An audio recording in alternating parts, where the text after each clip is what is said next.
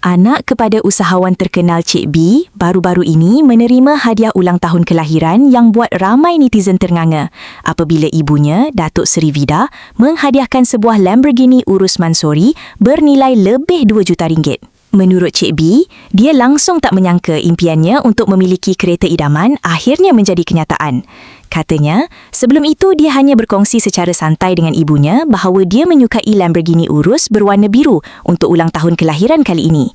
Tapi siapa sangka, dia akhirnya dikejutkan dengan sebuah Lamborghini Urus Mansory berwarna hitam. Apa yang lebih menyentuh hati ramai bila Cik B mengaku, kadang-kadang dia sendiri rasa seperti tidak layak menerima semua kemewahan yang diberikan oleh ibunya.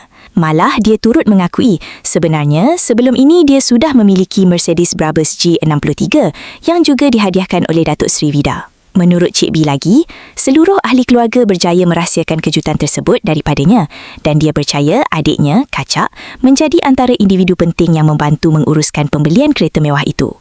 Di sebalik kemewahan yang dimiliki, ramai netizen tersentuh apabila mendengar luahan Cik B tentang impiannya untuk membanas jasa ibunya satu hari nanti. Katanya, dia mahu bekerja lebih keras supaya suatu hari nanti dia pula mampu memberikan kehidupan yang lebih tenang buat ibunya, termasuk membawa bercuti, menyediakan apa sahaja yang diperlukan dan mengambil alih urusan perniagaan keluarga. Cik B juga mengaku dia kagum melihat bagaimana ibunya mampu menguruskan lebih 200 pekerja sebagai seorang ibu tunggal selama ini. Dalam masa sama, ramai netizen memuji sikap Cik B yang walaupun hidup dalam kemewahan, masih menghargai pengorbanan seorang ibu dan tidak malu mengakui rasa syukur terhadap apa yang dimiliki.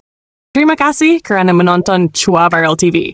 Jangan lupa like, komen dan subscribe untuk terus dapatkan update terkini tentang dunia hiburan Malaysia.